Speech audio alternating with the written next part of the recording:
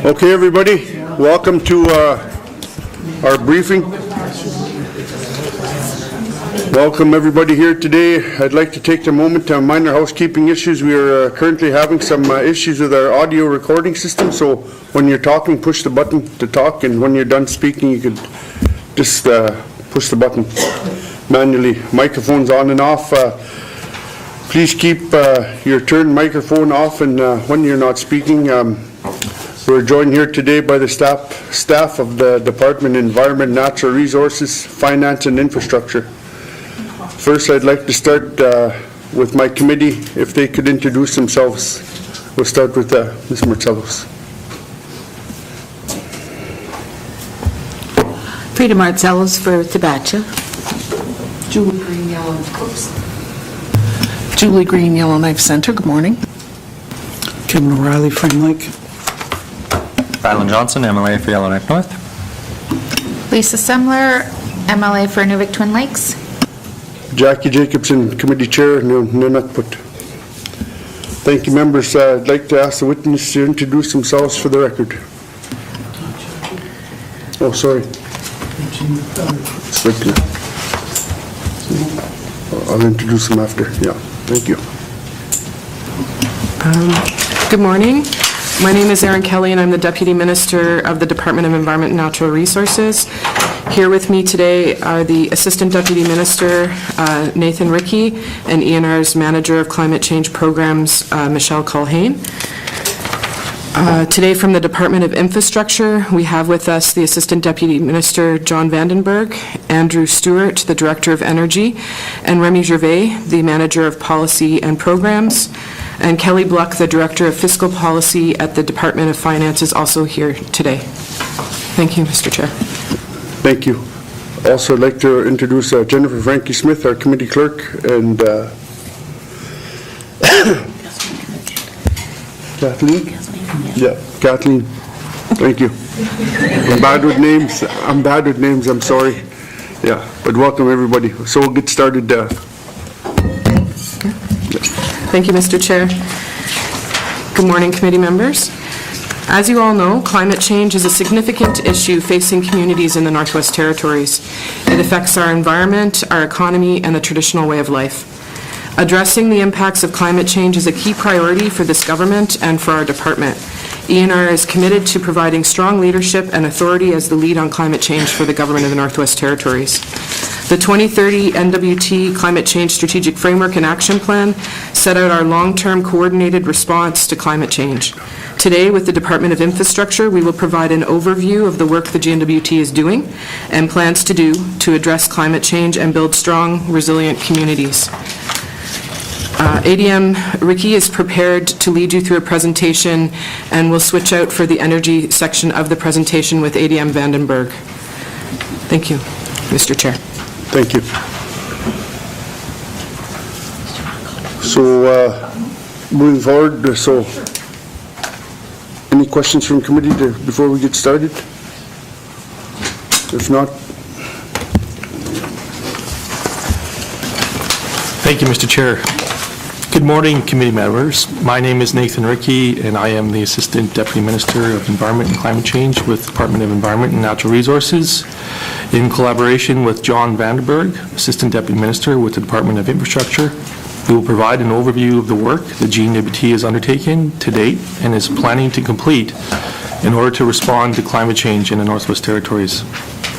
In addition, Kelly Bluck, Director of Fiscal Policy with the Department of Finance, is also here today to address any questions the committee members might have on the carbon pricing or carbon tax.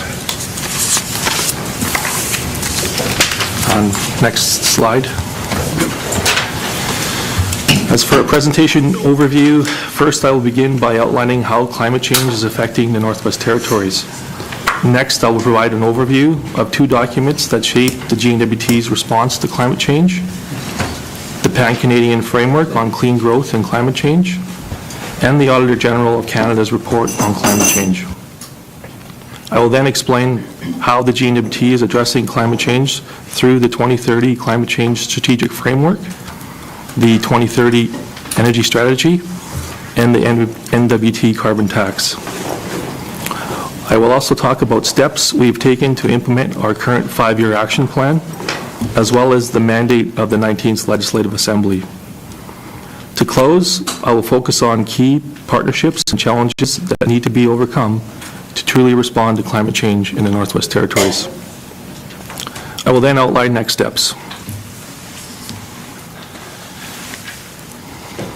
The temperature trends on this graph highlight the reality of climate change in the Northwest Territories.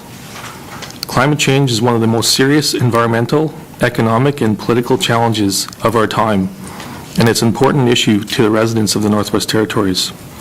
We're experiencing some of the fastest rates of warming anywhere in the world. This slide shows mean or average annual air temperature recorded in 2 NWT communities. Over the last 60 years, data from Hay River shows the average air temperature in the southern Northwest Territories has warmed by about 2.5 degrees Celsius. In Inuvik, there's a much greater rate of warming, around 5 degrees Celsius within the same time period.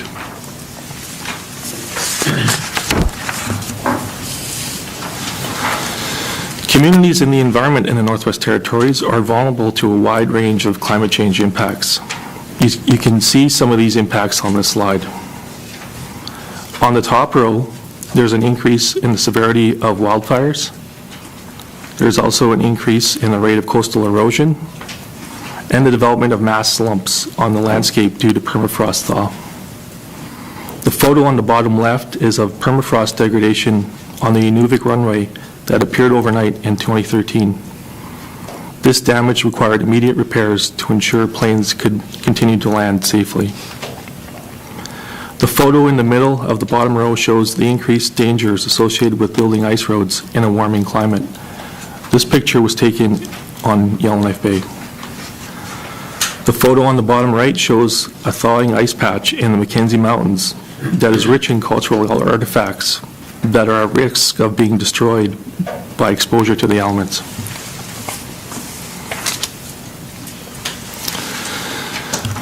Our Made in the North response to climate change aligns with the Pan-Canadian Framework on Clean Growth and Climate Change. The GNWT signed onto the framework in 2016. The framework provides broad direction and guidance to provinces and territories to implement Canada's international commitment on climate change. This includes reducing greenhouse gas emissions to 30% below 2005 levels by 2030 under the Paris Agreement. The framework calls for action in 4 priority areas: pricing carbon pollution, complementary actions to reduce emissions across the economy, adaptation and climate resilience, and clean technologies, innovations, and jobs.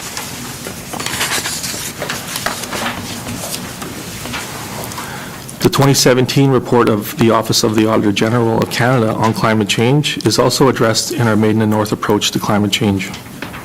The audit focused on whether the GNWT has taken adequate steps to meet its commitments to reduce territorial greenhouse gas emissions and to adapt to climate change in the Northwest Territories. Over the last 3 years, the GNWT has addressed several of the Auditor General's recommendations. We are strengthening our leadership and authority on climate change. This is part of the Auditor General's recommendation to fulfill ENR's leadership role on climate change within the GNWT. These changes are taking place both internally to the GNWT, as well as externally, through the development of a Climate Change Council for the Northwest Territories. We have developed and are implementing a strategy to support the Northwest Territories in adapting to climate change. This is the 2030 NWT Climate Change Strategic Framework and the 2019 to 2023 Climate Change Action Plan. We have developed an energy strategy for the Northwest Territories that includes concrete actions for addressing greenhouse gas emissions. This is the 2030 Energy Strategy, which is a key component of the Climate Change Strategic Framework. We are actively monitoring the commitments of the energy strategy and reporting annually on our progress. The first Energy Action Plan annual report was released in 2019.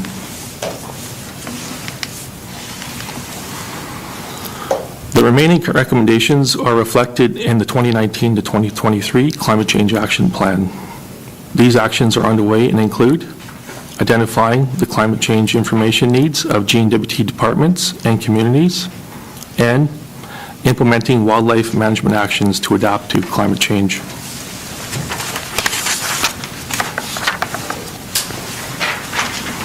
As you're aware, of the 22 priorities reflected in the mandate of the 19th Legislative Assembly, 2 priorities are directly focused on climate change and will be led by ENR.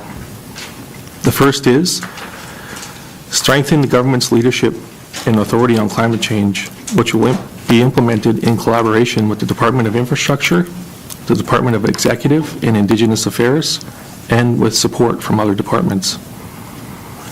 The second is ensuring climate change impacts are specifically considered when making government decisions, which will be implemented in collaboration with the Department of Executive, Indigenous Affairs, and Finance.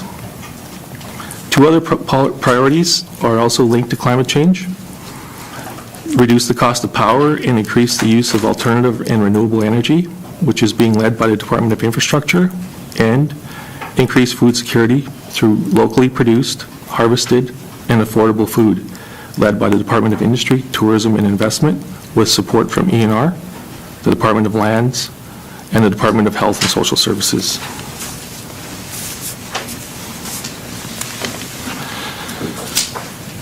ENR led the development of the 2030 NWT Climate Change Strategic Framework, which is the GNWT's 12-year roadmap to respond to climate change. 2 critical components of the framework include the 2030 Energy Strategy and the NWT Carbon Tax.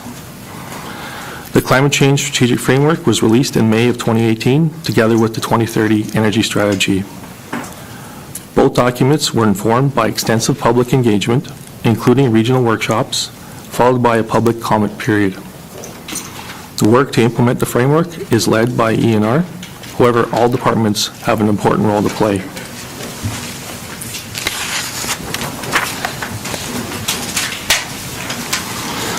The vision of the framework is for a strong, healthy economy that is less dependent on fossil fuels and a territory that has the knowledge, tools, and measures it needs to increase resilience and adapt to a changing northern climate. The vision is supported by a number of key guiding principles, including taking action, sharing responsibility, and respecting Aboriginal and treaty rights. The framework provides 3 climate change goals to achieve the vision. Goal 1 is to transition to a low-carbon economy by reducing greenhouse gas emissions. This goal aligns with the Pan-Canadian framework to reduce emissions by 30% below 2005 levels by 2030. This goal will mainly be achieved through implementation of the Energy Strategy and the Carbon Tax. Goal 2 is improving knowledge of the climate change impacts occurring in the territory. And Goal 3 is building resilience and adapting to a changing climate. To meet the goals of the 2030 Climate Change Strategic Framework, the GNWT has identified specific actions to be completed over 5 years. The 2019 to 2023 Climate Change Action Plan was released in April of 2019 and is the first of 2 5-year action plans to implement the strategic framework. It's important to note that this is not intended to be an action plan for the GNWT, but rather an NWT-wide action plan, recognizing that the work to address climate change is led by a variety of levels of government, including Indigenous and community governments and partners across the territory. The actions are divided according to 3 goals of the strategic framework, as well as 2 cross-cutting themes. These themes are leadership, communication, and capacity building, and economic impacts and opportunities. The actions in the plan reflect the NWT's climate change priorities with respect to the natural environment, human health and well-being, public safety, culture and heritage, infrastructure, and transitioning to a lower carbon economy.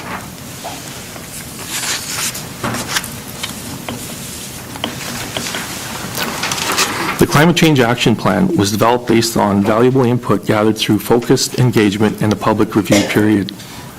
This input is summarized in a What We Heard document that's available on ENR's website. It's important to note that the action plan is not fully funded. Part 1 includes actions that are currently funded, while Part 2 highlights the important areas for future collaboration that require additional resources. The Climate Change Action Plan commits the GNWT to annual public reporting on progress.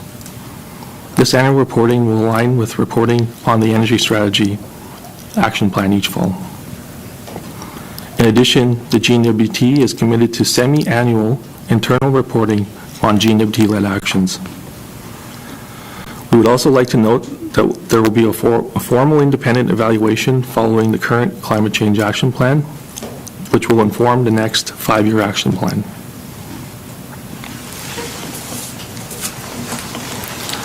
A total of 104 actions are included in Part 1 of the action plan.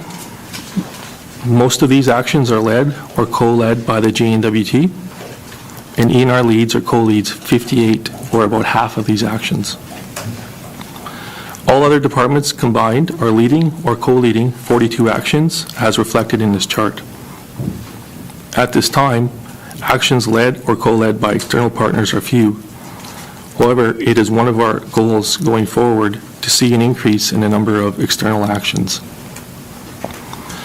We are pleased to report that following the first 6 months of implementation, 95% of the GNWT-led actions are on track.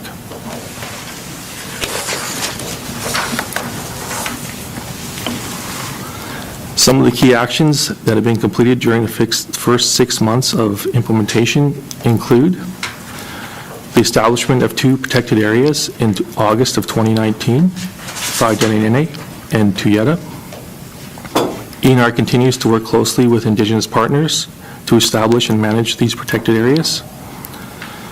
ENR released the Sustainable Livelihoods Action Plan in August of 2019, which helps to address some of the impacts of climate change on food security.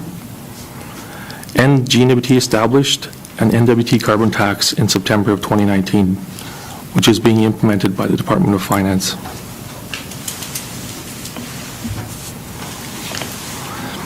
There is also ongoing work on several items of Part 1 of the action plan.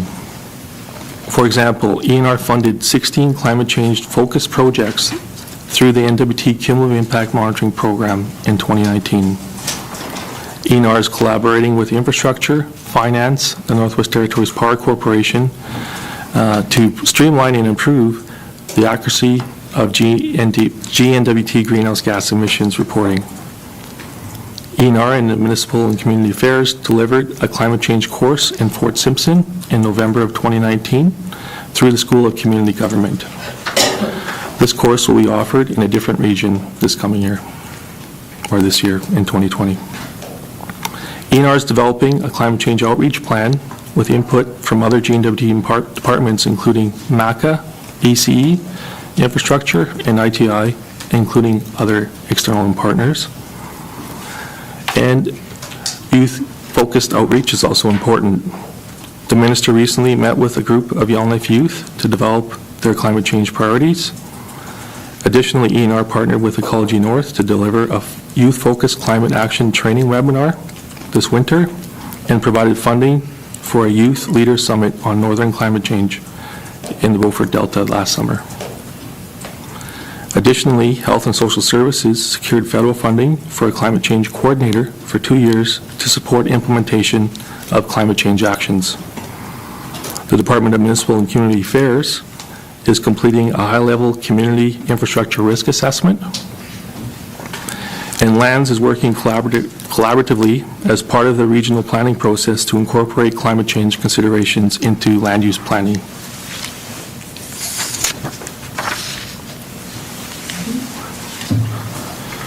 As mentioned, areas for future collaboration are outlined in Part 2 of the action plan. These actions are largely unfunded. Significant investment and collaboration will be required for these actions to move ahead. Over the last 6 months, work on some Part 2 action areas has been initiated with adaptation funding from the Federal Climate Change Preparedness in the North program. Examples of work underway to begin to address Part 2 actions include vulnerability mapping for heritage resources at risk of erosion during or along the Beaufort Sea coast, identification of priorities for wildlife management actions to adapt to climate change, an assessment of specific GNWT buildings that may be affected by pile settlement, including any necessary renovations or replacements, identification of permafrost susceptible to thaw along the Dempster Highway through remote sensing techniques, and mapping terrain throughout the Northwest Territories that's sensitive to permafrost thaw. Updates to the 2014 NWT Hazard Identification Risk Assessment to ensure climate change is adequately reflected. As I mentioned earlier, one of the key actions under the Climate Change Strategic Framework is the implementation of an NWT Carbon Tax. The carbon tax is part of our Made in the North approach to meeting the GNWT's commitment on carbon pricing under the Pan-Canadian Framework on Clean Growth and Climate Change. All petroleum and natural gas fuels, except aviation fuel, are taxed at a rate of $20 per ton of greenhouse gas emissions. The rates will increase annually until 2022, when carbon pricing will reach $50 per ton.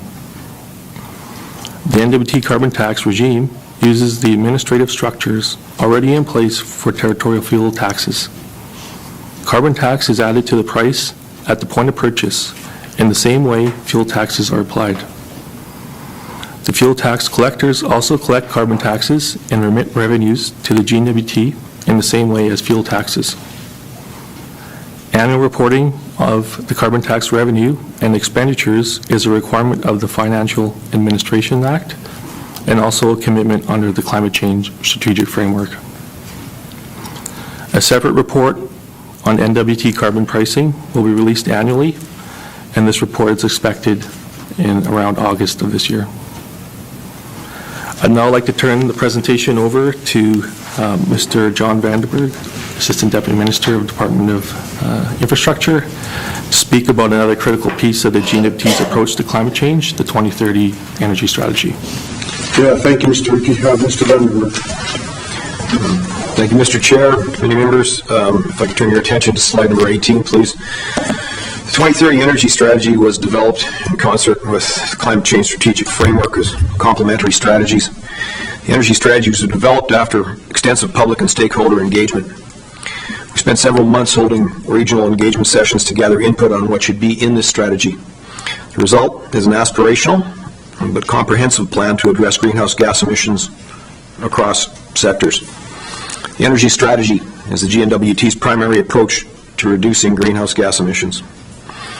So there are three overriding goals of the energy strategy: to guide the long-term development of secure, affordable, and sustainable energy for transportation, heat, and electricity, to support energy conservation and efficiency, to promote renewable and alternative energy solutions for the Northwest Territories. The strategy is intended to be dynamic and adaptable. We are implementing it through a revolving 3-year action plan, and the strategy itself is meant to be reviewed after 5 years to ensure that we re-examine the options available to us to make the NWT energy system more sustainable. Slide 19, please. This slide and the figure on the bottom right shows how the 2030 Energy Strategy contributes to meeting our climate change strategic framework target to reduce greenhouse gas emissions. Essentially, we must reduce our emissions by 517 kilotons by 2030. That is 517 kilotons below 2016 levels. Renewable and alternative energy, energy efficiency and conservation, as well as addressing industrial emissions with the Taltson expansion are key to our success in these. The 2030 Energy Strategy has 6 strategic objectives. 1, first of all, to work together to find solutions. That's with community engagement, participation, and empowerment. And so we have released the Renewable Energy Participation Model, which guides how communities and Indigenous governments can be part of the solution. We support both the development and implementation of community energy planning through the Arctic Energy Alliance. And for every larger energy project, we offer partnership opportunities to Indigenous governments, such as an example might be Inuvik Wind, Taltson, community hydro projects to come. Secondly, reducing greenhouse gas emissions from electricity generation in diesel-powered communities by an average of 25%, 18,000 tons reduction. This includes a Nuvik wind of 6,500 tons, 36% of that, and our aspirational Fort Providence, Kikiza, and Wati transmission lines, which together about 4,600 tons, another 26% reduction. That's the bulk of it. The third one, reduce GHG emissions from transportation by 10% per capita. We are investigating liquid biofuels for sustainability in the Northwest Territories, looking at an electric vehicles rebate and electric vehicles charging infrastructure.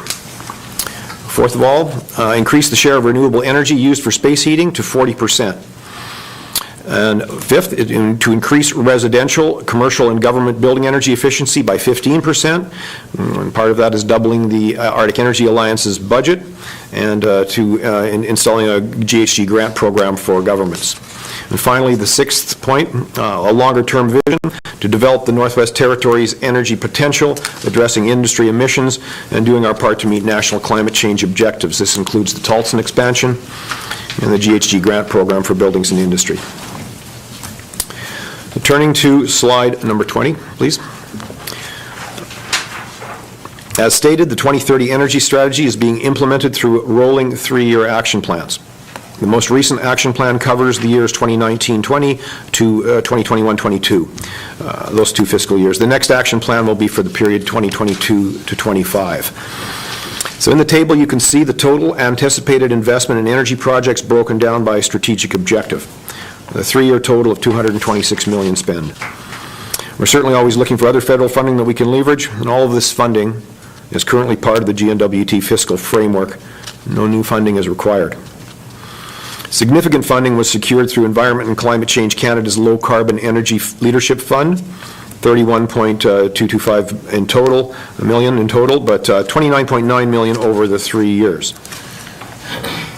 The GNWT also secured $165 million over 3 years for electricity infrastructure projects. The Government of Northwest Territories and NTPC are providing cost match contributions of almost $40 million over 3 years. The remaining funding is from the GNWT and other smaller federal sources. So on the next 2 slides, I'll provide more details on the Low Carbon Economy Leadership Fund and the infrastructure funding. So this is the low carbon, this is slide 21, the Low Carbon Energy Leadership Fund, LCLEF, ELF, the initiatives. The GNWT secured $31.225 million in total from the federal government. With this funding, the GNWT contributed an additional $7.4 million, resulting in a total government investment of $38 million. In total, including third-party cost matching, the LCELF funding will leverage over $74 million and will result in 23,000 tons of GHG reductions. That is 4.4% of our target. It is intended to create 440 person years of employment over 4 years. Now, these numbers show the actuals for fiscal years 2018-19 and 2019-20. This is federal funding over 4 years, which means that the funding can be reallocated on a yearly basis to meet project management needs. 18-19 was used for program design and launch, and was only a partial year of funding. 19-20 was the first full year of programs. This is particularly important for the 2 GHG funds that rely on external applications and for community projects that require multi-year planning and construction. The table shows the anticipated budget for the 6 programs and initiatives under LCELF, which includes, first of all, energy retrofits to public housing. Northwest Territories Housing Corp is designing and installing a biomass district heating system to replace 45 individual oil-fired furnaces at Sissons Court in Yellowknife and 2 additional district heating systems in Inuvik and Fort Simpson. Construction on those will start this summer. We have some energy retrofits to marine vessels. One MTS Marine Transportation Services Division tugboat will return to service after breakup this spring. This was retrofitted with new engines and hydrodynamic upgrades to improve efficiency and greatly reduce fuel consumption. One ferry, the MV Lafferty, was retrofit last winter as well, also to reduce fuel consumption and emissions. A greenhouse gas program for governments. This greenhouse gas program for governments is competitive application, is competitive application based, and this provides up to 75% funding to communities and governments for GHG reduction projects. We had a low uptake in 2019-20, however, we have several applications for the upcoming year already. Next, supplemental funding for the Arctic Energy Alliance. The AEA used this funding to enhance existing programs and introduce new programs for community wood stoves, for NGOs, for low-income retrofits, a deep retrofit program, support for community energy plan implementation, and an electric heat incentive in the South Slave. This is on top and above of the AEA existing ongoing budget of $2.74 million per year. Next, we have active forestry carbon sequestration. Active carbon sequestration is a tree planting and forest thinning done in a way that would accelerate the absorption of carbon dioxide in forested areas. And this is happening now in the South Slave region. First planting and thinning test site was not suitable. Most of 2019-20 funding will be pushed to future years. Next, a greenhouse gas program for buildings and industry. This is a competitive application based and provides up to 25% funding for large building owners and industry for GHG reduction projects. This funding was not secured until May of 2020. One major issue we have here is that the 25% maximum federal funding that's been imposed by the federal government may be an inadequate incentive for large industry to proceed with renewable energy projects. This is what we're finding so far. So I could turn your attention to slide 22, please. These are the Investing in Canada projects, the ICIP projects, Investing in Canada Infrastructure Program, ICIP. The GNWT secured over $165 million for energy infrastructure investments under the federal Investing in Canada Infrastructure Program over the 3 years. This is what is in the GNWT Draft Infrastructure Acquisition Plan. In total, there's over $340 million in joint Infrastructure Canada, GNWT, and Northwest Territories Power Corporation funding until 2028 for energy infrastructure investments. The GNWT had already done much of the preliminary work that was needed to understand the electricity infrastructure needs of the Northwest Territories, and because of this, we were one of the first jurisdictions in Canada to provide a full notional plan for the entire $340 million to be spent up until 2028. These investments shown in the table were chosen not only because of the GHG reduction potential, but because of electricity reliability and affordability considerations. This is just as much about the electricity infrastructure needs in the Northwest Territories as it is anything else. Our approach is adaptive and dynamic. These are capital projects. They will change over time as the GNWT refines its cost estimates, undertakes consultations, and goes through the required land and water board processes. The first 7 projects, Inuvik Wind to Sax Harbor Wind, provided both GHG reduction benefits as well as they reduce operating costs for the Northwest Territories Power Corporation. Combined, Inuvik Wind and the 2 transmission lines represent 61% of our target to reduce GHGs from diesel generation by 25% by the year 2030. These are the best projects we have in terms of lifetime GHG reductions per dollar invested and rate impact. The 2 transmission lines in this list also function to expand the electricity grid and make our system more resilient. This is very important. We've also made a point of ensuring that all regions and most communities will see some benefit from these projects with a focus on smaller off-grid community renewable solutions. The last 5 items in this table are items that are more focused on rate impacts and system reliability.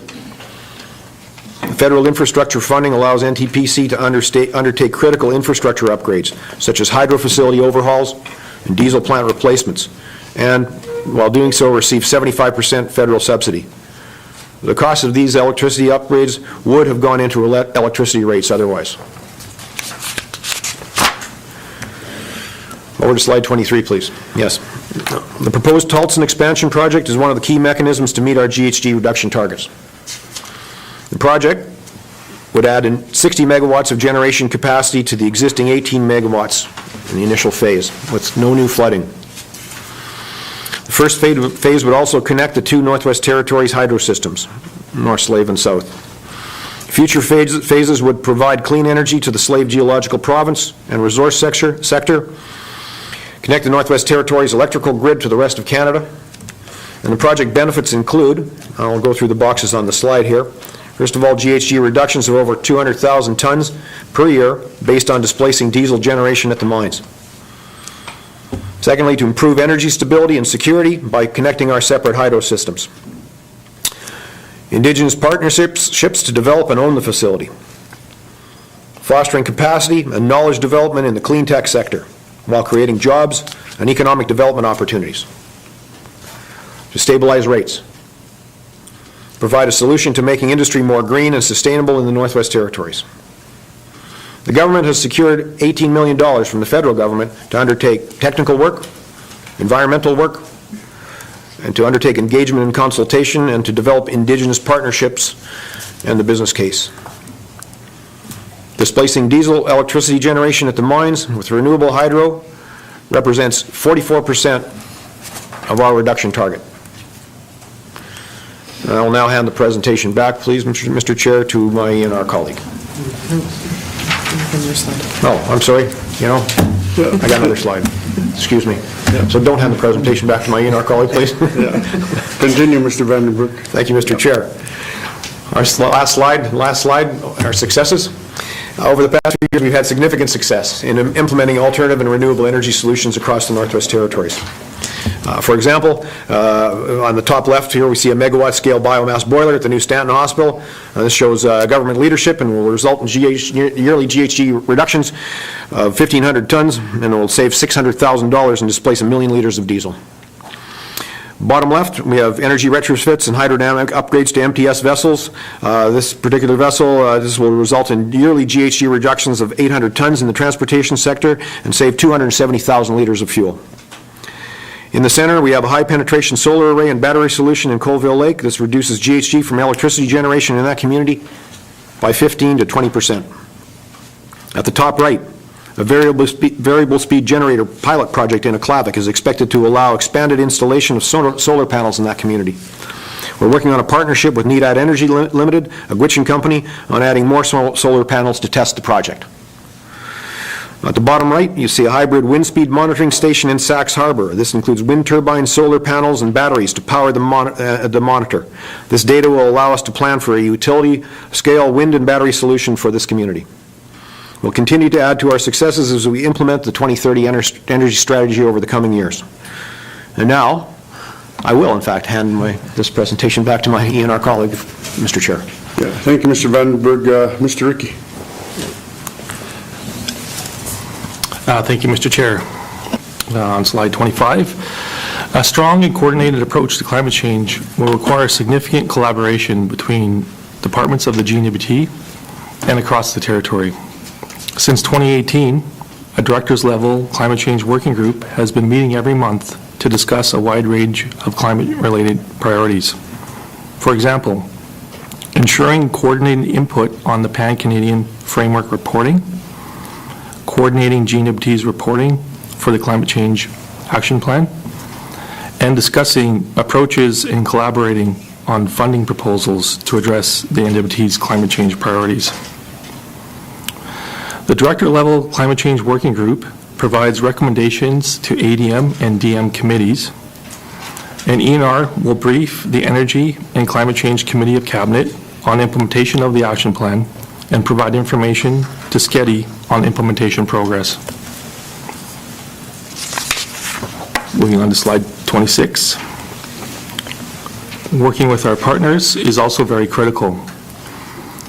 And the mandate commitment mentioned earlier to strengthen our leadership on climate change, we have committed to establishing an NWT Climate Change Council. This council will provide recommendations and guidance to the GNWT and increase collaboration to address climate change in the territory.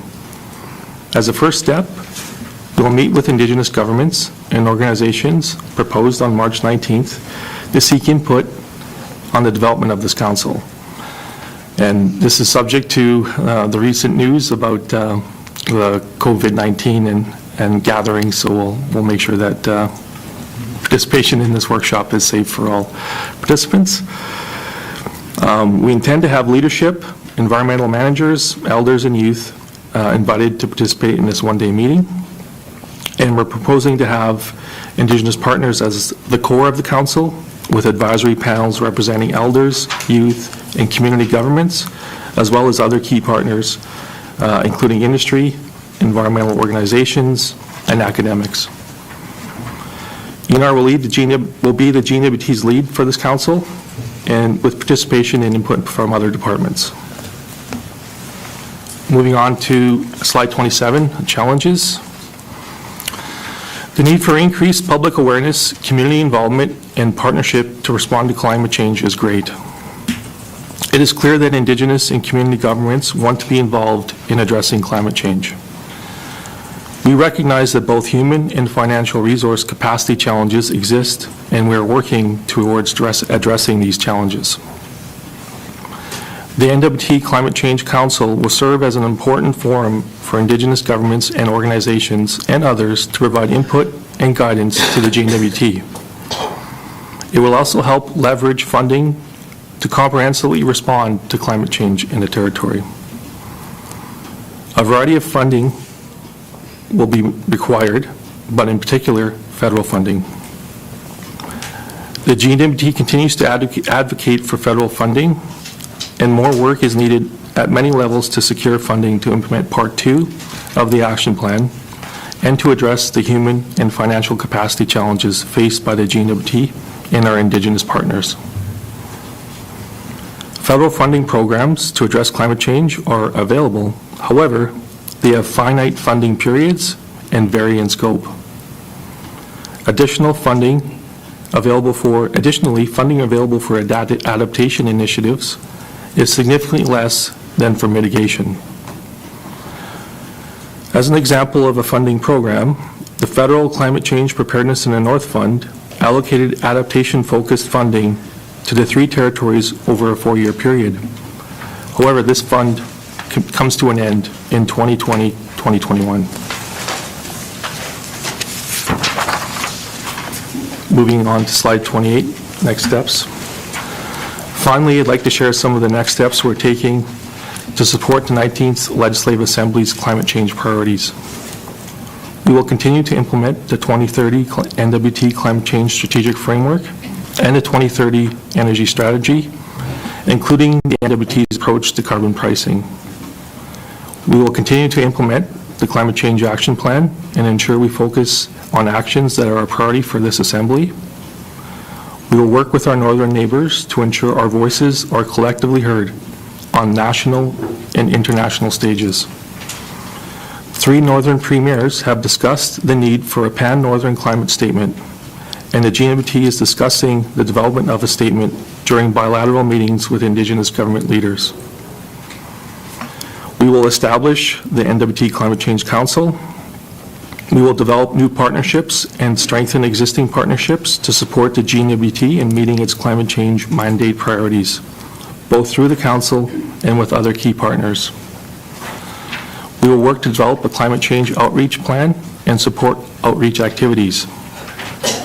Youth outreach is particularly important, and as I mentioned previously, Minister Taltson met with Yellowknife youth and youth keenly interested in learning more about climate change, and he committed to following up with their questions and meeting with them again.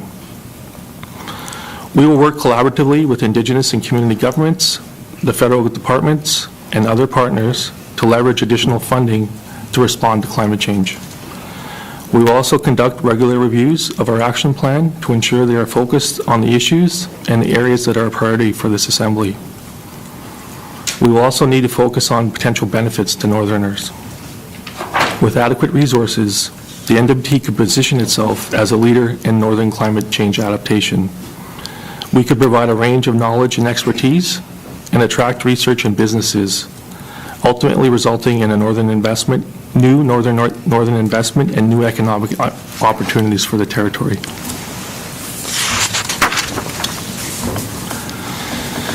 We look forward to input from the SCEDI through the implementation of our current action plan and the subsequent action plan. And we're happy to answer any questions the community members may have here today. Thank you, Mr. Chair. That concludes our presentation. Yeah, thank you, Mr. Rickey. Thank you for your presentation. So do you have, members, do you have any questions for regarding to the report? Mr. Johnson. Where to begin? I guess I'd like to turn to page 20, where we're spending $134 million focusing on electricity to get 18,000 tons of CO2. And then if you go to number 6, someone maybe flip the slide deck to 20. You see the number 6, long-term vision and industry, where we spend $45 million to get 23,000 tons. So, significantly less money to get more tons of CO2. And I guess my concern is that there's really not this costing of the most effective way to lower tons of CO2, if that's our goal. And we see Taltson making 45% of our targets. So can I just get a sense of where that analysis is and whether we're costing every dollar we can spend to reduce tons of CO2? Thank you, Mr. Johnson. Mr. Vandenberg. Thank you, Mr. Chair.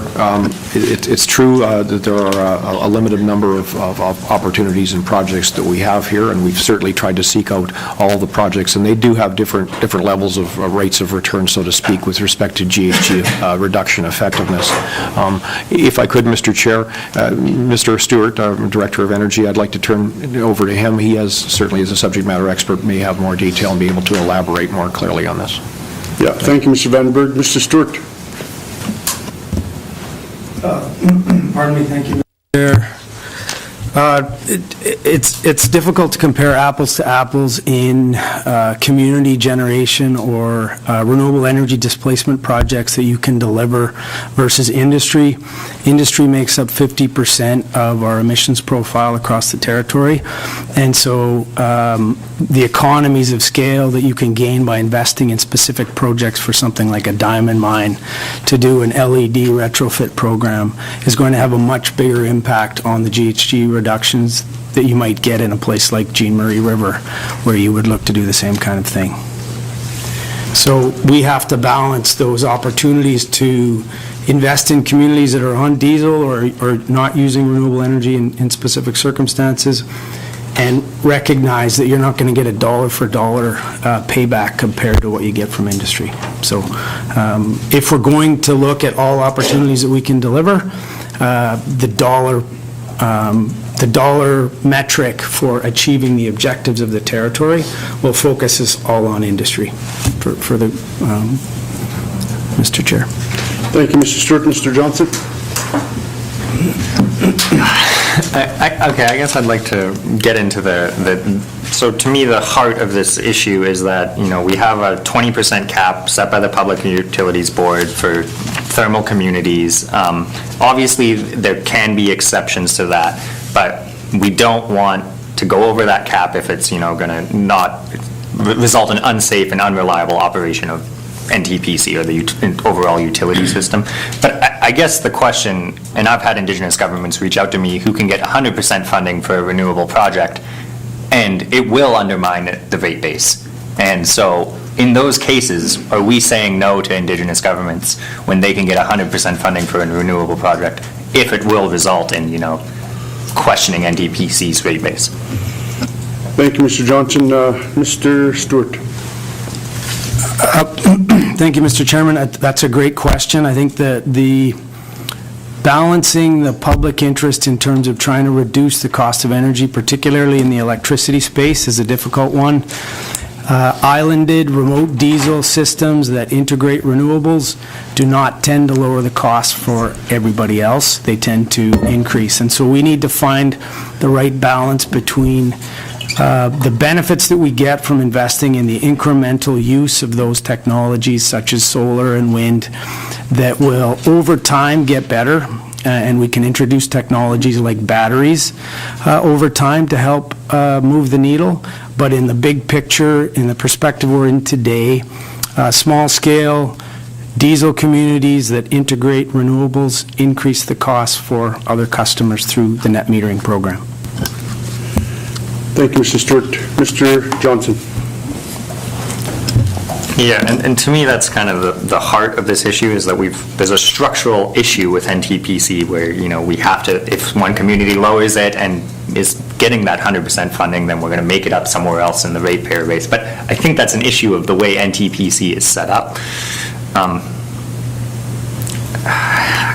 I recognize that's largely a political discussion, which I will have many more times. I guess the other problem I have with our overall strategy is we don't presently have any air regulations or legislation mandating CO2 emissions. Is there any plan to, actually put this into legislation or regulations? Thank you, Mr. Johnson. Dr. Kelly. Thank you, Mr. Chair. As I previously mentioned, the air position is a difficult-to-fill position. It's been out a couple of times for competition, and we were not successful. We have a draft air regulatory framework that we need to do some more work on with our partners, and those sorts of questions will be addressed as we go through that process. Thank you, Mr. Chair. Thank you, Mr. Kelleher. Dr. Kelly. Mr. O'Reilly. Thanks, Mr. Chair. Well, my friends know that I don't support parts of what they're here to talk about, and that's not a surprise from the 18th Assembly, but, and I recognize that this is a technical briefing, this is not a political briefing, so, but I want to follow up on Mr. Johnson's questions. Slide 20 is the energy strategy and the value of the reductions and what the reductions are for investments in different areas. But if you scroll down to slide 22, which is the Investing in Canada Infrastructure Program money that we got out of the federal government, I've always asked, how are these decisions made? What is the decision framework? What are the criteria? What's the cost of each of these per ton of GHG reductions? Because some of these I don't think really make sense. And I'm going to pick on one, NWT transmission line. For the cost of this, I think we could probably get mini hydro in 3 Clecho communities. So I've never seen that kind of analysis. I keep asking for it. I want to know what the GHG reductions are for each of these projects and what the cost per ton is. That's the kind of metric that I hope that, I've been asking for that information for years, and you guys, I've had different people promise it, but I've never gotten it. That's the kind of decision-making that, or the kinds of things that should factor into the decision-making in terms of what we're asking for. All of these projects are about electricity.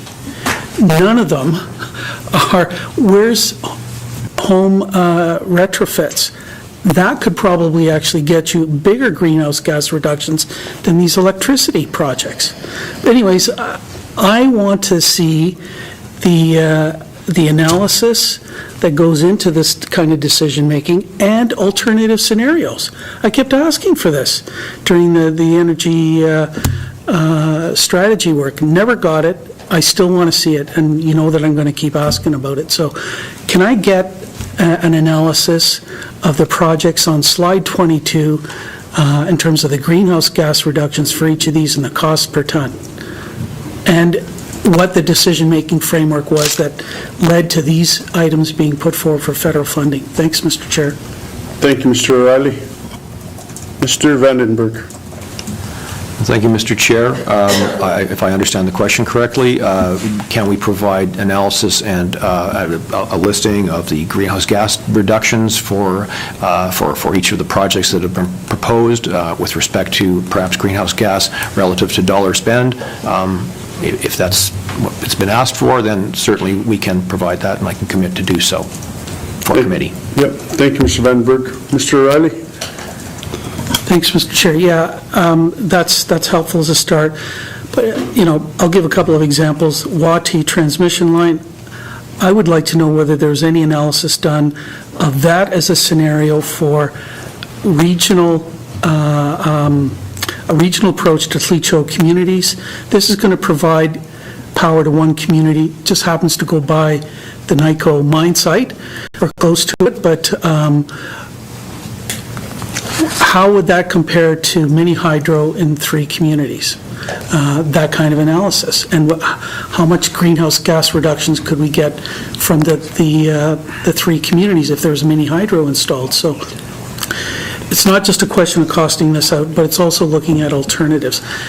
I'll just give one other example. For the cost of Taltson, could we actually get all of our communities off diesel? I don't know. I'd like to know what the cost of that is. So it's a question of looking at alternative investments, and that's not what we're getting. This is like a wish list that's been submitted to the federal government for big infrastructure projects. And I know that's what drove the last cabinet, and that's not what should be driving this government, but that's a political discussion, and I don't have the right folks in the room for that. So anyways, that's where I'm going to be coming from. Thanks, Mr. Chair. Thank you, Mr. O'Reilly. Mr. Vandenberg. I'm going to actually let Mr. Stewart address that in some detail, and he can speak to whatever commitments. Thank you. Thank you, Mr. Vandenberg. Mr. Stewart, please turn your mic on. Thank you, Mr. Chairman. In terms of the ISEP projects, these are not actually large-scale projects. We're talking about relatively modest infrastructure investments that do relate specifically to electricity. In terms of the WATI transmission line project, a great deal of work has actually been done on the cost of integrating a renewable hydro system at the same site. We've looked at installed capacities ranging from 1.2 megawatts that could just meet community load, as well as 13.2 megawatts, which could meet a broader potential. Those sites are the same ones on the Lamart River, right outside of the community. A ballpark cost for a mini hydro project in the 1 megawatt range is about $30 million. And so it would compare pretty favorably to the transmission line cost to integrate that community into a hydro system that has surplus energy except for 3 times out of 30 years. And so you optimize and you integrate and build economies of scale for a community, and you get them off diesel with a proven technology. That leaves the door open for future decisions to be made. I can say that the Clecho government has made the choice to pursue the larger scale 13 megawatt project in the longer term. That was their decision. It's their land. We certainly defer to their perspective on that. It hasn't been looked at in quite some time because we don't have a demand in the SNARE system that would require that kind of an investment. So Fortune Minerals could deliver that. It is not on the alignment of the transmission line. It's actually quite a ways north. So this dedicated line would simply go from Snare Forks, 65 kilometers direct to the community. It goes past the potential hydro site, but it is nowhere near Fortune Minerals and would not be part of the Fortune Minerals equation. So that kind of work, Mr. Chair, has been done a lot over the last decade or so. The Lutzel K Mini Hydro Project would be another good example. $30 million is a good metric for a 500 kilowatt to 1 megawatt project, costed about 10 years ago. Costs don't go down, and so renewable energy projects at a very small scale are not going to drive economies of scale. They're going to be very expensive to do. Once done, it's a community off of diesel for 100 years, so it's an effective investment. The rationale behind using transmission lines and integrating them into our legacy hydro system is because they've operated effectively for 65 years and provided the most cost-effective energy that we can deliver anywhere in the territory. And so it makes good sense to leverage those opportunities where we can. The only communities that can be tied into our existing hydro systems today are Fort Providence, Kikiza, and Wati. After that, the distance to connect those communities is cost prohibitive. And so that's why those choices are made. In the bigger picture, when you can find a technology that's proven and you can introduce renewables, that's where we think the best dollars are spent. Mr. Chair. Thank you, Mr. Stewart. Mr. Riley, you have anything to add? I'll go back on the list. Okay, thank you. Ms. Marcellos? Well, first of all, I want to thank, Mr. Chair, I'd like to thank the group for their presentation. I think the presentation was an excellent presentation. I think that everybody knows how I stand on the Taltson expansion. I think it's a win-win situation because we have a situation where Aboriginal groups could have ownership. I think that's a very positive thing. I was privy to all the other discussions in previous years because I was the chief of Salt River for well over 10 years in leadership. And hydro is a form of green energy that is clean, and it serves all the purposes instead of having all these other little things all over the place and spending money here and there and then having to do the expansion anyways if you want industry to expand and to have an economy in the Northwest Territories. And it's the only way to go. And I am very pleased that this was part of the presentation. I'm very much about balanced economy and balanced development. And also, as a former chief, I'm also very clear on the Indigenous file on the environment. So I thought that the presentation was very thorough, and I think we're going in the right direction. And I don't have any questions because that's where my stand is. And I know it was an apolitical presentation, and I appreciate that.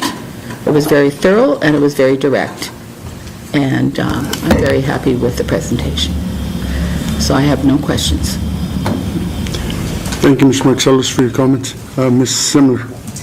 Thank you. Thank you, Mr. Chair. I, on the other hand,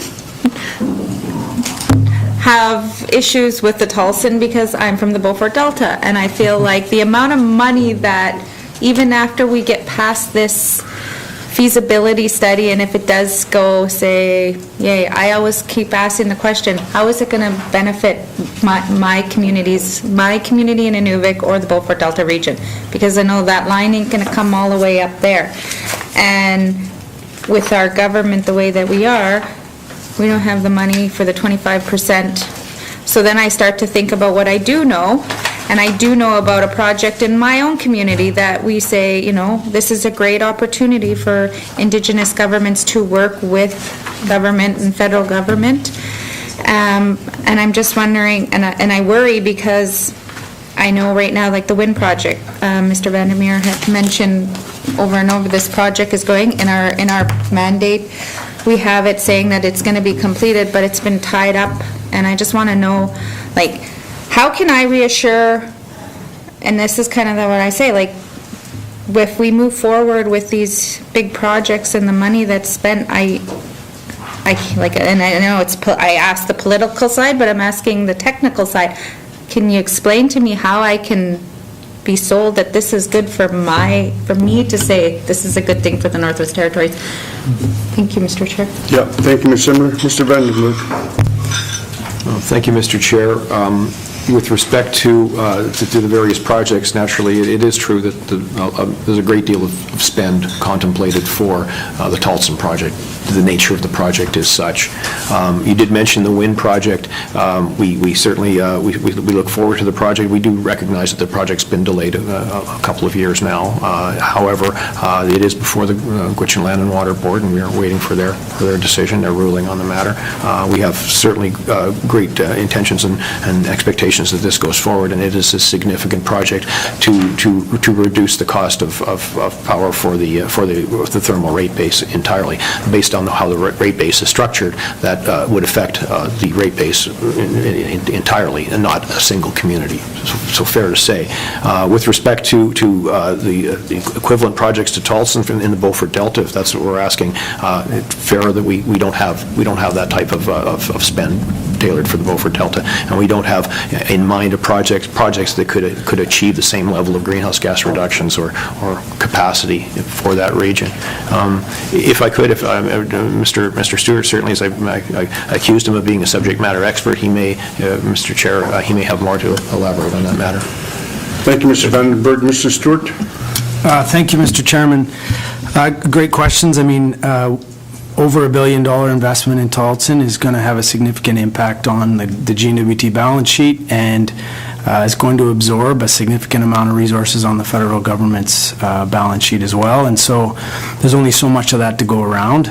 But it's an opportunity to connect what would amount to about 70% of our population in the territory, in and around the Great Slave Lake area, and to set the stage for clean or cleaner resource development projects both north and south of Great Slave Lake. The primary objective of the Taltson expansion is to stabilize the cost of electricity for all NWT residents and communities.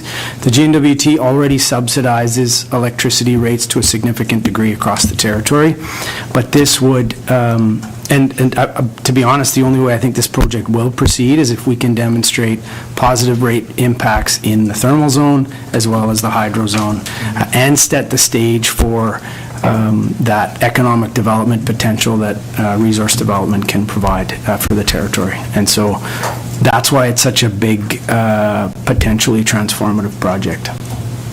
Thank you, Mr. Stewart. Mrs. Simler. Thank you, Mr. Chair. I guess I didn't turn my mic off. So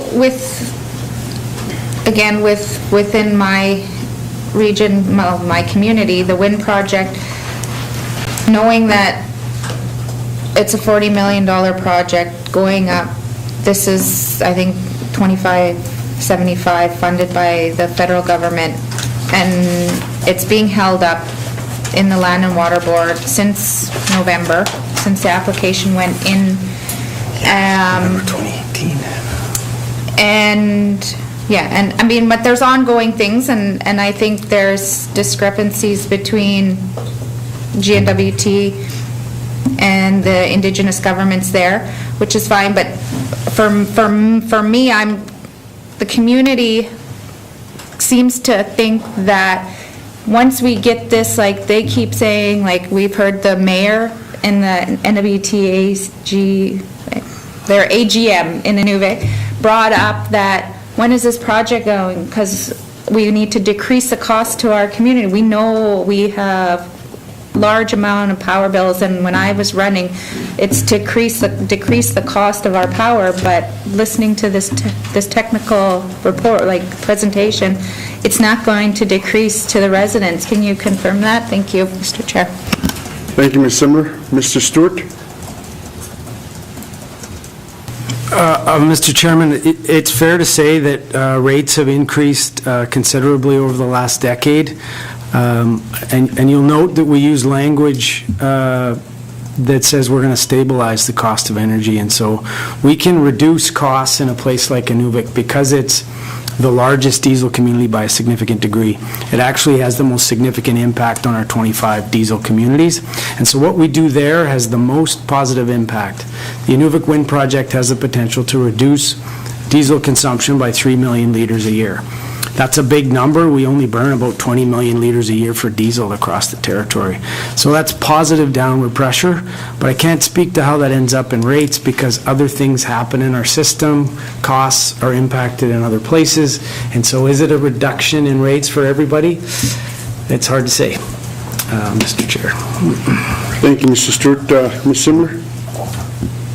Just one other follow-up. So just in regards to the wind project, decreasing the amount that the way I understand it, and maybe you can clarify, is that if we do get this project, if it ever gets off the ground, then it will decrease the cost of the Power Corp, and which is a government-run crown corporation, I guess.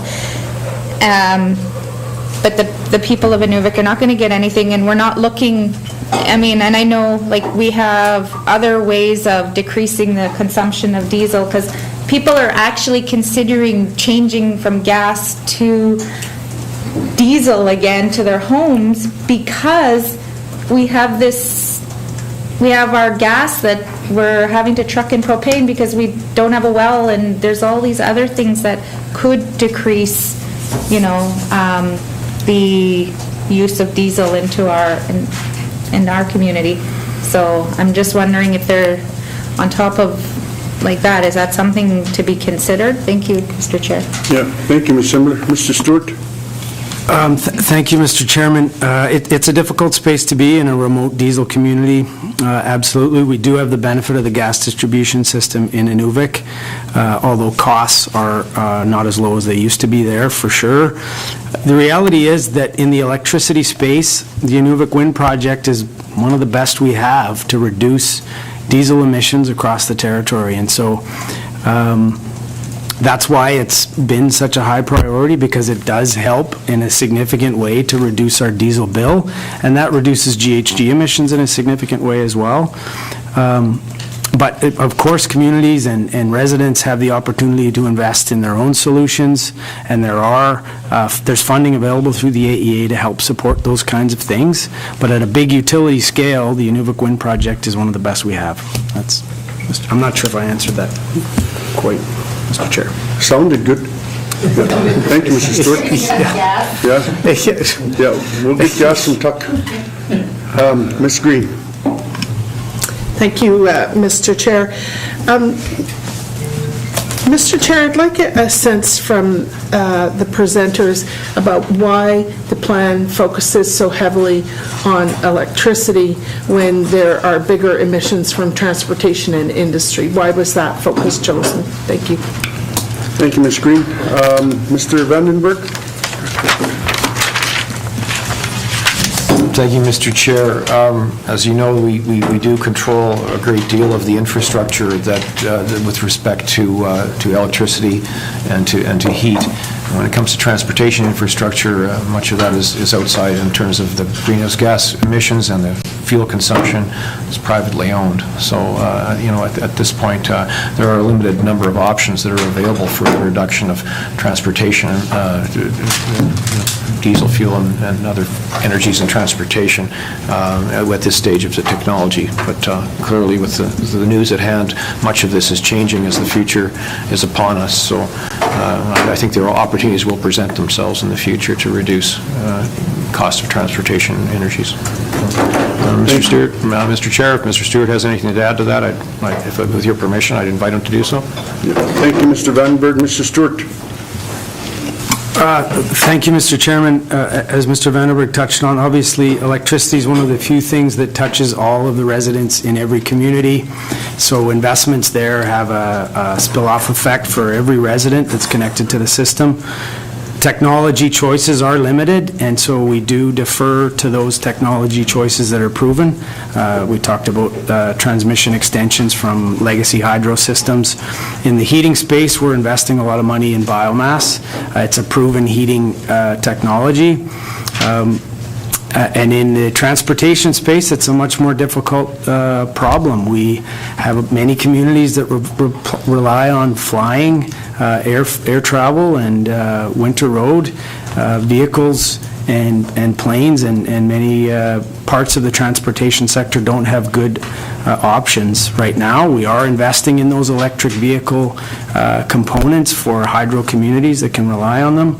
In the long term, there may be more opportunities to do that, but they're not proven and they're not available in a significant way, Mr. Chairman. Yeah, thank you, Mr. Stewart. Ms. Green. Thank you, Mr. Chair. Thank you for your answer. We have a lot of eggs in one basket in forecasting Taltson to pick up the slack on our GHG emissions. That project is not proven to be financially viable at this point. So what kind of contingency planning is going on to ensure that we do meet our targets in the event that Taltson is not feasible? Thank you. Thank you, Ms. Green. Mr. Vandenberg.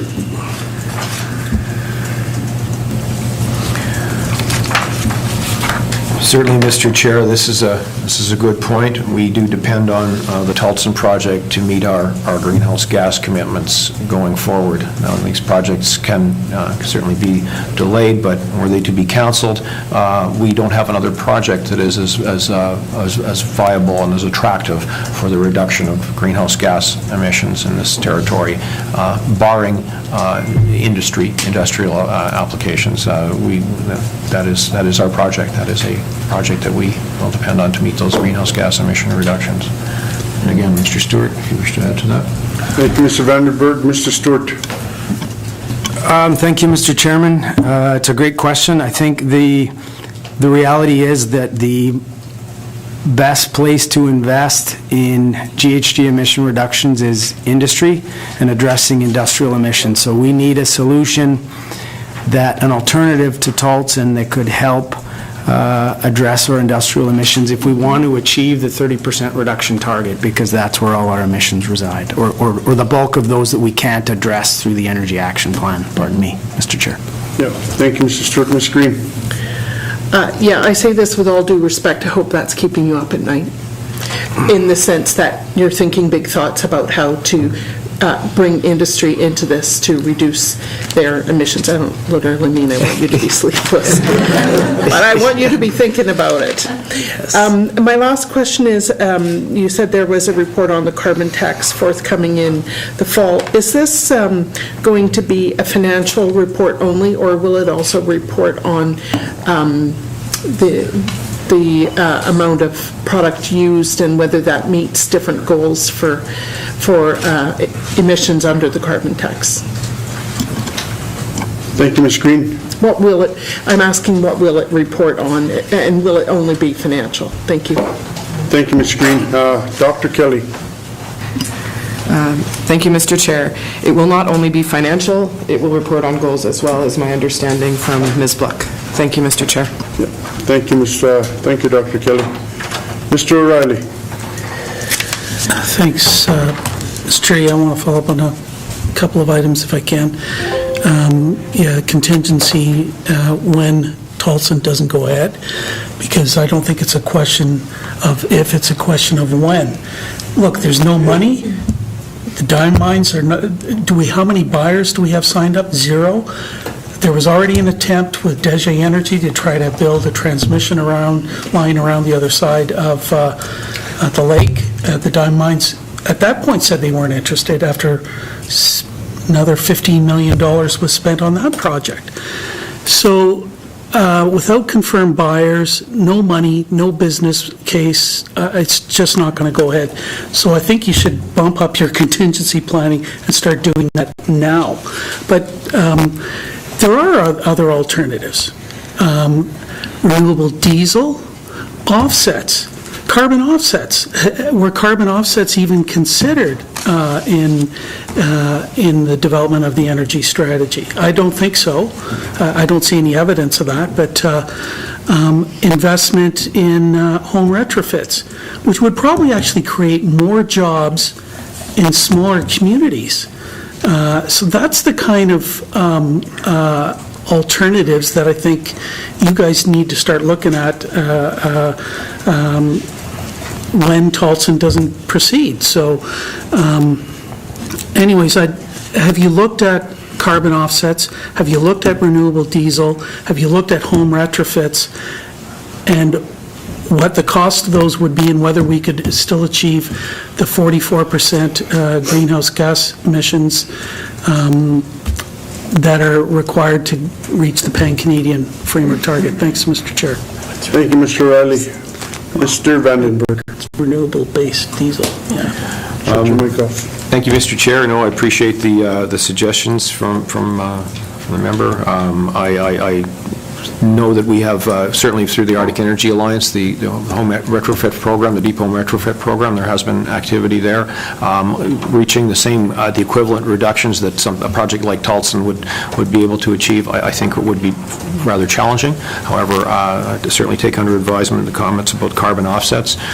With respect to the deep home retrofits, for example, the example which was given, Mr. Stewart can speak to that in more detail through the reference to the AEA, et cetera. Thank you, Mr. Vandenberg. Mr. Stewart? Thank you, Mr. Chairman. We do have an example of the Deep Home Energy Retrofit Program that's available through the Arctic Energy Alliance, funded through the Low Carbon Economy Fund. Unfortunately, it hasn't received much uptake. It places a lot of burden on homeowners to do that work and manage that work, and so we haven't seen the uptake that we might have liked. In terms of alternative technologies like renewable diesel, that's a great example of something that would be quite transformative for remote locations and northern application. I think there's certainly quite a bit of work to do to prove that it can work in an Arctic environment, and so we'll continue to investigate those kinds of things and monitor. We need to see that it's working effectively in the southern conditions, and also consider what the supply chain looks like for renewable diesel and the elements associated with that. So it's a good example, and it does have great long-term potential, Mr. Chair. Thank you, Mr. Stewart. Mr. O'Reilly? Yeah, thanks, Mr. Chair. Yeah, I guess I would be interested in an outline of the cost to do deep retrofits across the NWT, and sort of how many jobs that would create and what the greenhouse gas reduction potentials would be. If you're doing work on renewable diesel, I'd like to see that, if you could share that with us. I know that some co-op outlets in BC are starting to sell it. There's some of the co-op members here, and I'm a co-op member here, want to see it sold in Yellowknife. We don't want everybody to buy, because then there won't be a supply, as Mr. Stewart says, but I do think it has tremendous potential, and it's something that we need to be looking at. So if you're doing work on those areas, I'm hoping you can share that information with us. I want to turn to reporting, though, if I can, Mr. Chair, and if I can get the slide number. It's on slide 17, if we could put that up there. Yeah, the last bullet there, annual reporting required on the carbon tax and rebate, credit, and investment programs. Well, technically that's right. There's some reporting that might be required under the Financial Administration Act, but I tried to amend the bill to provide for some more systematic reporting, and it was ruled out of order because of the way the bill had been crafted. But what has been promised, I think, in your action plan, I want to see some kind of integrated climate change reporting that includes the carbon tax, how much is collected, what it's used for, what the resulting greenhouse gas reductions or the anticipated greenhouse gas reductions are, what you're doing in the climate change strategic framework, what's happening with the energy strategy. I want to see a framework for the integrated reporting of that. I've been asking for it for 3 years, so if you guys could put something together, bring it to standing committee, that would be very helpful, I think. But I've been asking for 3 years for this, and I don't think this slide really cuts it. So can you prepare a framework for integrated reporting across these 3 initiatives and bring that to committee, and maybe even put it out for some period of public comment as well, because there is a lot of public interest in this, and we've got to get it right. Thanks, Mr. Chair. Thank you, Mr. O'Reilly. Dr. Kelly? Thank you, Mr. Chair. We've committed to reporting on the climate change strategic framework, the energy strategy, and the carbon tax together in the fall. So there will be a cohesive reporting on these 3 items done by the GNWT every fall. Thank you, Mr. Chair. Thank you, Dr. Kelly. Mr. O'Reilly? Thanks, Mr. Chair. I'm glad that there's going to be some kind of reporting. What I've asked for is an outline of the framework for that to be shared with committee, and whether you want to go public with it, I guess maybe that's probably a political question that I need to ask the minister. I want that information shared with committee before you actually do it. So, and maybe our friends here are not in a position to make that commitment, but that's something that we will need to talk about maybe after our friends leave, and we can put that in correspondence to the minister. Thanks, Mr. Chair. Thanks for your comment, but Dr. Kelly? Thank you, Mr. Chair. I'm unclear exactly what the member means by a framework for reporting. We have commitments in the climate change strategic framework and in the energy strategy for reporting, as well as for the carbon tax, and we've agreed to compile those so that it's one set of reporting on all of the related issues. If there were more detail, then I could assess whether we can commit to the ask of the member.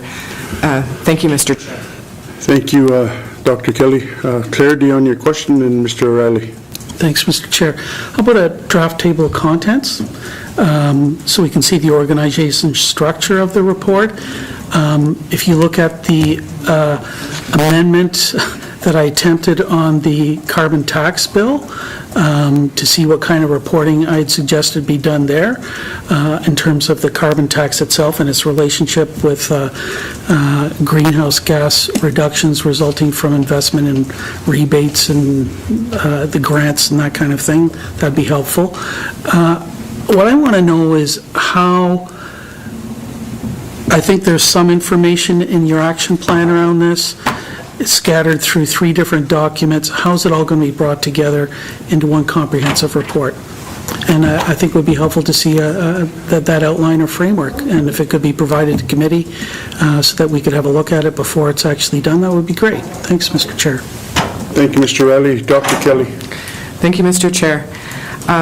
Under the Climate Change Strategic Framework, it speaks to reporting on these 3 items. We're happy to provide a structure of how we intend to report to committee. Thank you, Mr. Chair. Thank you, Dr. Kelly. Ms. Marcellos.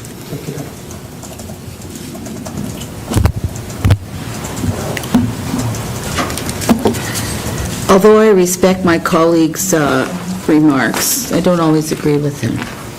I'm very positive about the expansion of the Taltson expansion. When it's going to go reach 70% of the households in the North and South Slave, that's a big number to reduce greenhouse gases.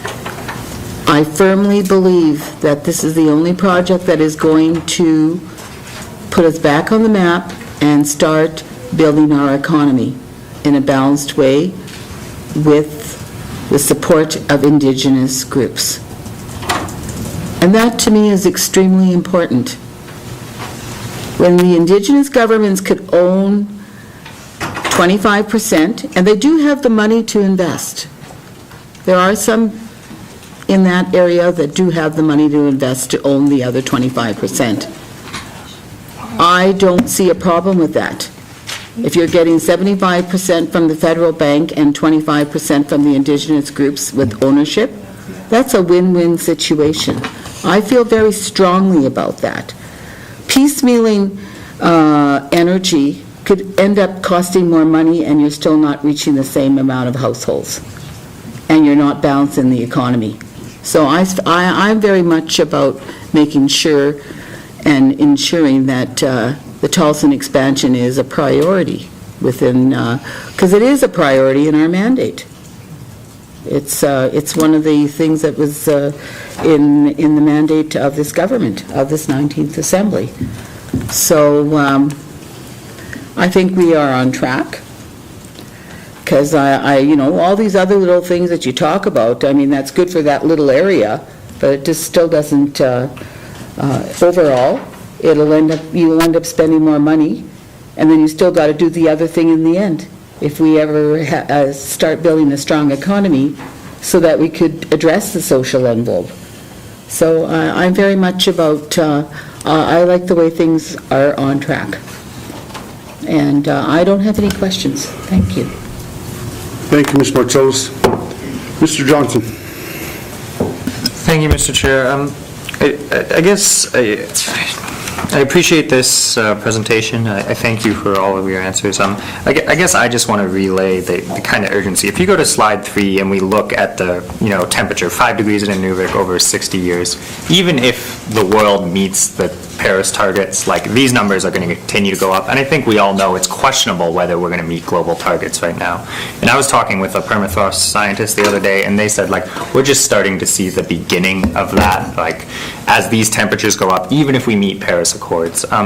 And so I think I just want to reemphasize that the rhetoric has to be like, climate change is here, it's in the north, and it's costing, I've seen projections that like it's going to cost us billions just in road maintenance.